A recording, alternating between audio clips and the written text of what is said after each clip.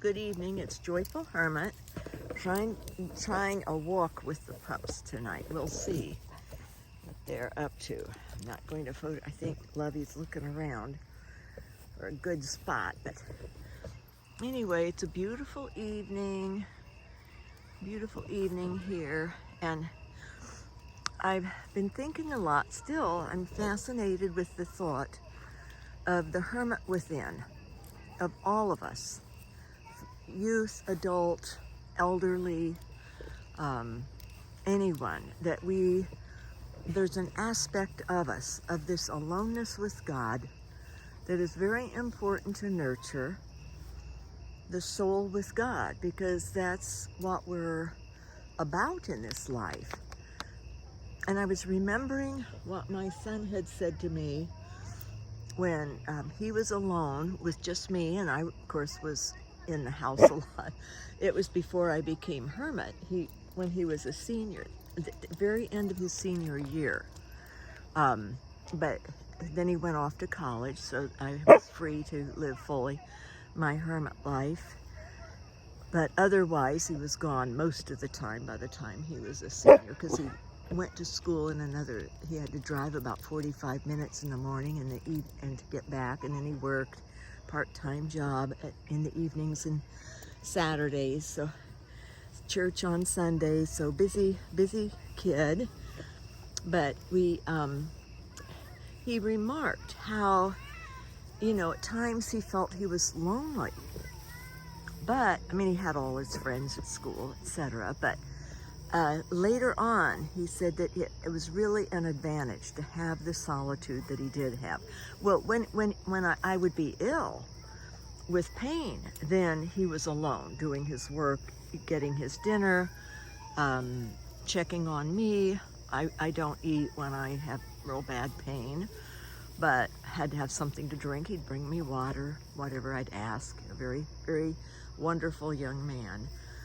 So he said that when he went off to college, there really wasn't much adjustment, that he was really very secure and able to handle anything that came his way. And also after college, when he, from a small town in the Midwest, his first job was in Washington, D.C. in journalism.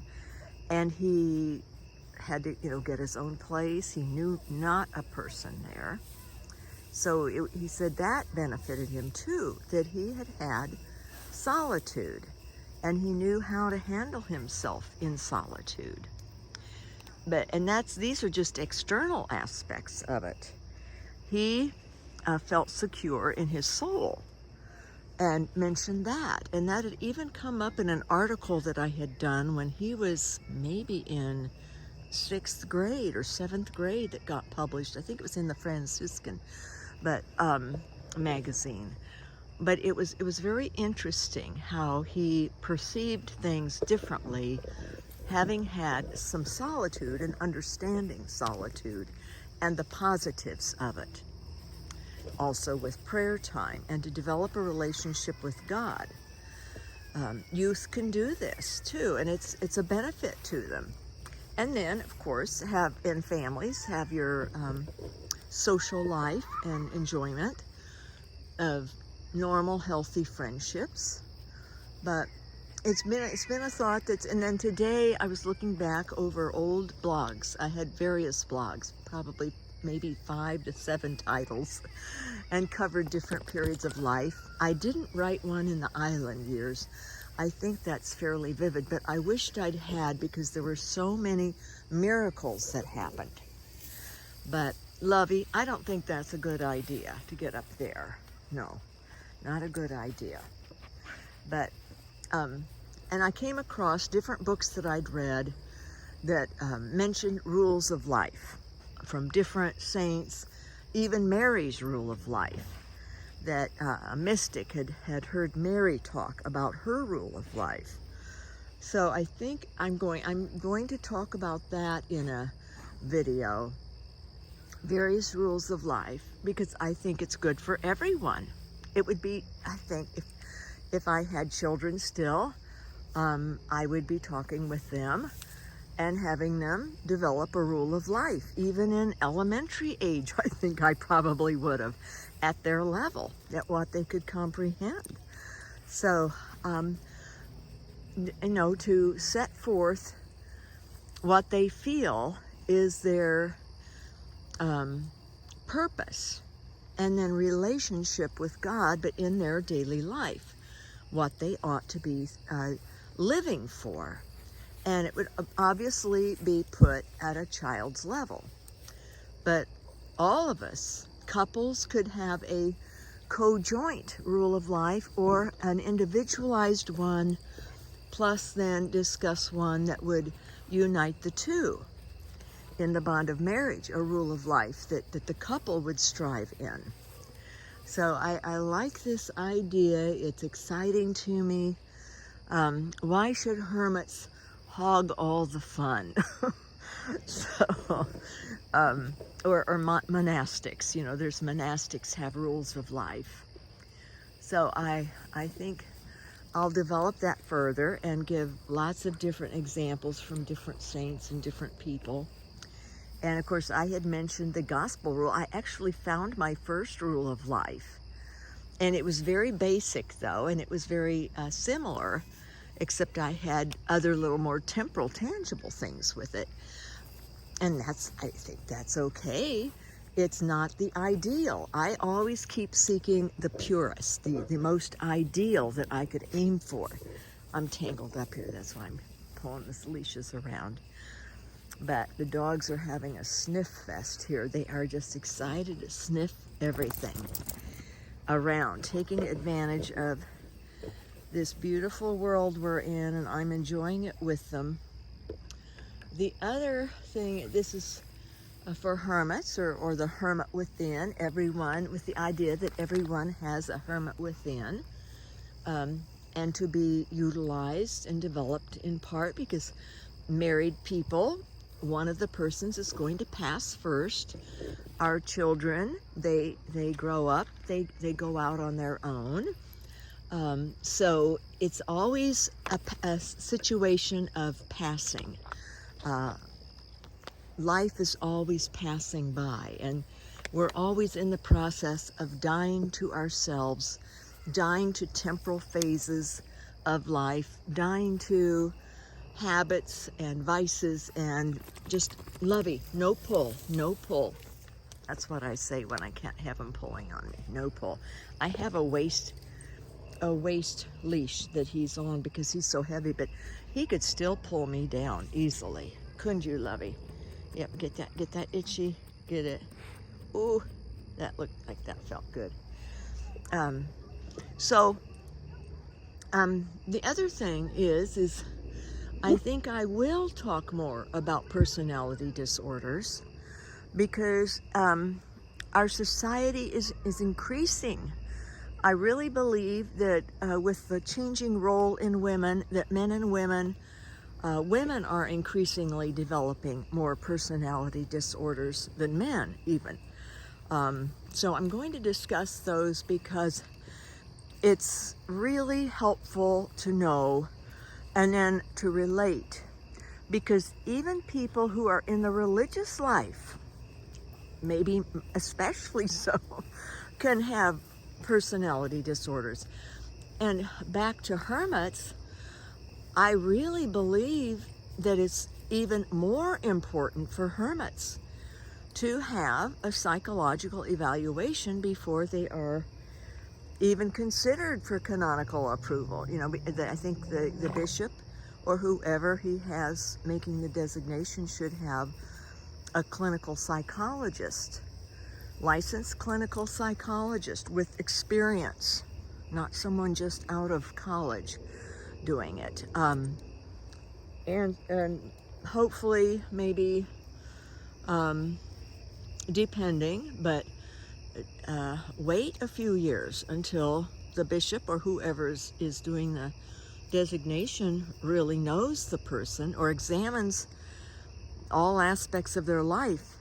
And because it can be a real problem, it's a hindrance, and bishops don't have time to deal with it, and then that's when problems develop with hermits that probably should have been told, wait until you're in therapy and get your issues resolved.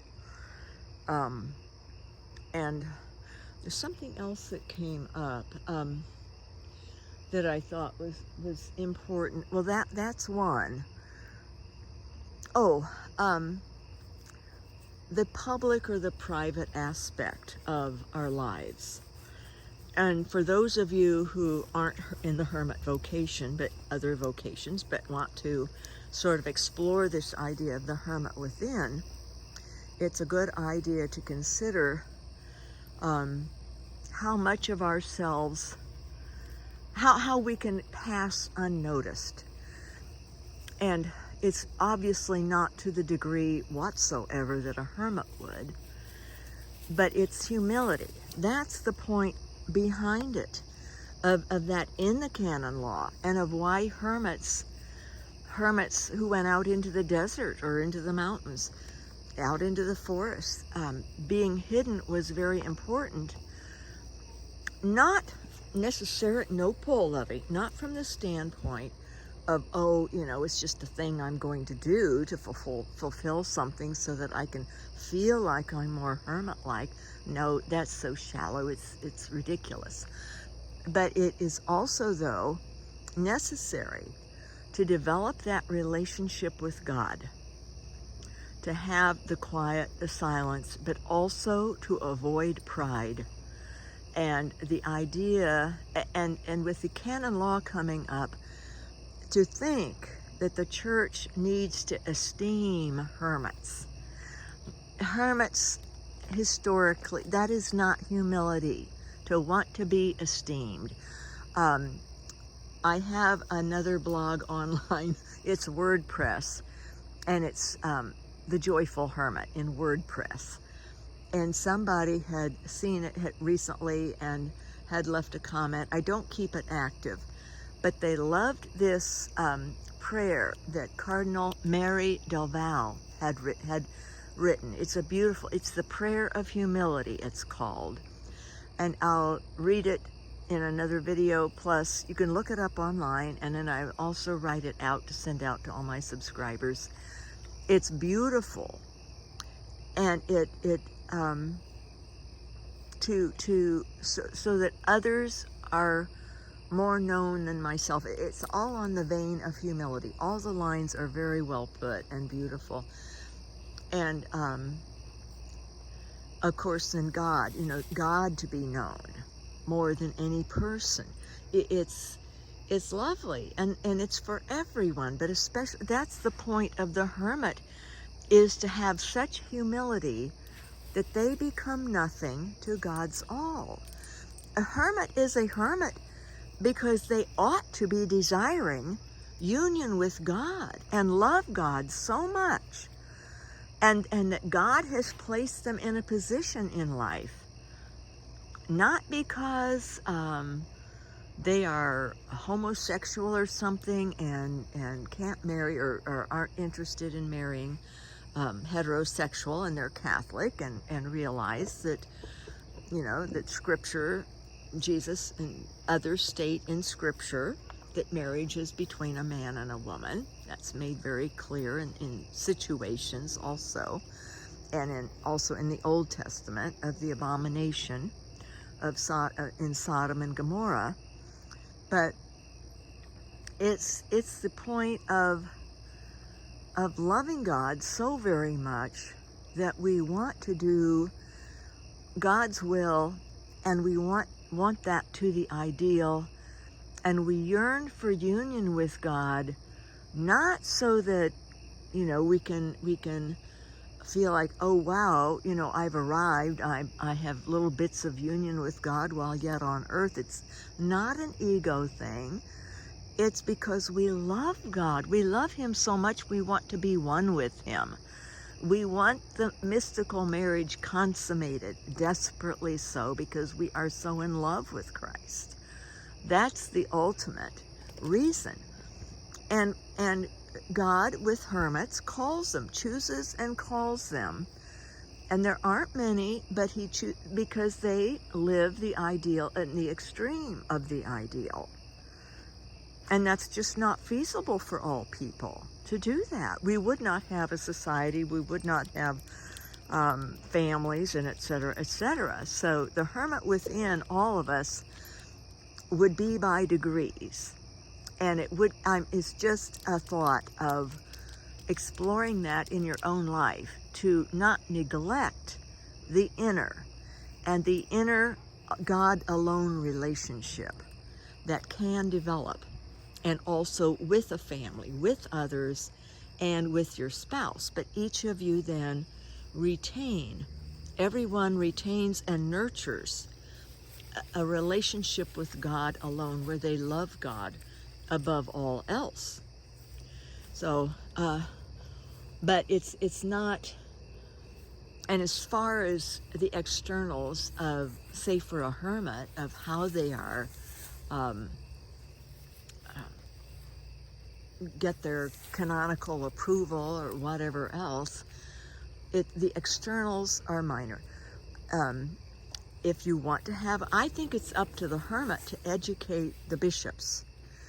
And if a bishop says, oh, we're going to have this mass, and everybody will be invited, and going to have the newspaper there, you can just politely explain and bring up some hermits that are saint hermits who fled from notice and would not want that, and explain hermit life, and it's an external of it.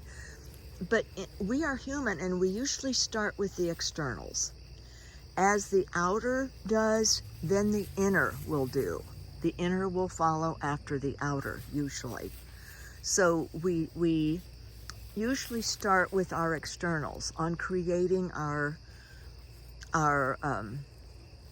distance, our renunciation of the world, and of gradually, usually don't do it just fell swoop, but I admire those that I've read of, the different saints who did, just, sold all they had, gave it to the poor, donated the money to the poor or something, and went out and moved someplace where they knew no one, or out in the desert, and just stayed clear of people.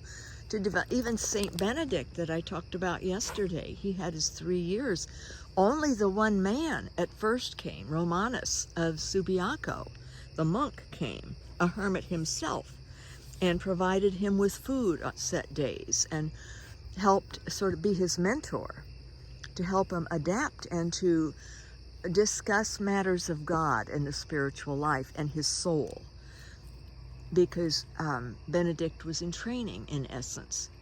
So, it's not, even with a Benedict or a Anthony of the Desert, he spent a few years with a hermit on the edge of his city where he lived. I think it was Alexandria, when he had given everything away and got his sister settled in a convent, because they were orphans. But she was younger, so he was able to go out on his own. But he did with this hermit. He learned from him, was like a disciple for a few years. Doesn't say how many, but probably 3 to 5 years at least. So it wasn't like they just cold turkey, as I put it the other day, and just boom, that was it. No one, and extreme and all of that, no. But it was a lot to, today, like I always consider, and I wonder about it, that I should have some means to help pay for my end-of-life care, should I not die suddenly. Because knowing I have arachnoiditis now, and knowing how my legs are worsening and my feet, that I will be paralyzed at some point if I live long enough, if I don't get cancer or something to take me first.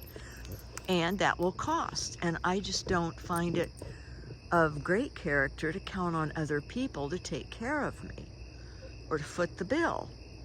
So, and I figure if I have a means, such as this house that I'm working on, if that's saleable and there would be money left from it, there would be, that I could have nursing home care paid for, or someone come in to tend me. I've already had a daughter offer to come and live, say like the last 3 months of my life, if I got to the point where I was declining and couldn't fend for myself. But if I'm paralyzed, then that would be different. I would need other kind of help, and I would have to pay for that. So, you know, but I wonder though, we have to be careful not to think too much on that, because one of my mottos is God provides, and I don't want to lose that faith, and that that's part of any Christian's faith challenge, but especially a hermit, to go without, to not store up treasures on earth, so to speak, and know that God in heaven will see us through that one way or another. But we do need to be prudent. We are in a different time period than they were. We pay our taxes, we do all of these other things that we have to have the money to be able to do it, and be responsible and pay for our hermitage, our insurance, our medical bills, and the whole 9 yards of that. So, but as far as how you become, you know, how you give your vows to your bishop, if the bishop wants to have a to-do, and I'm not saying the Mass is a to-do, but a public one, obviously, you can have a illicit Mass with the bishop, usually an altar server, usually he has his master of ceremonies, and yourself. I remember Charles de Foucauld had to wait, I think it was a couple of years, he could not celebrate Mass. He was a priest. He'd gone out to the Sahara Desert to be a hermit, and he had to wait till he got permission from the Pope to celebrate Mass by himself. And he needed another, and he had permission then. The only person he had was a young Muslim boy who sort of became his caretaker, you know, a handyman or helper, and served as an altar server of all things. So, because he needed that for the Mass. And at least then, the priest was not allowed to do it alone without one other person there assisting. So, I don't know. Now it may be, I think, that they can celebrate Mass themselves in circumstances that they need to. And so it could just, I think, I'll ask this canon lawyer chancellor. I'll email him and ask that. It could be the hermit and the bishop. If somebody isn't there yet and they want esteem, they still need esteem, and want the church, you know, want to have masses with the public, and can't explain to their bishop what hermit life and the ideal is, maybe time to spend a little more time reflecting on what is a hermit before being canonically approved. I think I would, if I had questions about it and was confused on, you know, just how much, if I still felt that hermit vocation needed to have esteem of others. That's not the humility of hermits. It never has been. And I would think, you know, just wait a while before you become canonically approved and learn a little bit more about the vocation historically, and who's been canonized and who hasn't.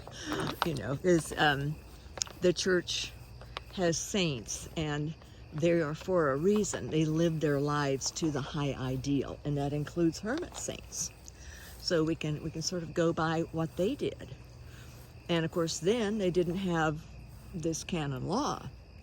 So, but it's not just a field day for people just to make up things for how they want it or how they think politically or socio-politically that people need to esteem or know about hermit vocation and think it's great and esteem it and respect it and revere it or whatever, and recognize it as something special. The hermit life is God and the person. It is the most God alone of any vocation. and that should be fairly obvious to anyone. The marriage vocation is two people and God, and then family, when family comes along, and that's part of the reason for marriage, is to procreate, to regenerate the earth with children, to have children. That's part of the union. And so, yes, I think, and also, you know, not to be, say, taking what someone says and then twisting it around. It's just so, well, it's disordered. It's disordered to do that, but I understand. That gets into floaters and dockers, and also then different types of issues that people can develop in life. So, but it's a matter of degrees, and some people aren't there, obviously, and don't feel secure in explaining to a bishop if they've already made arrangements to have a very busy mass, you know, not busy, but, you know, a lot of people invited, and etc. So just putting in some thoughts and ideas, trying to help people understand that it's the hermit's responsibility.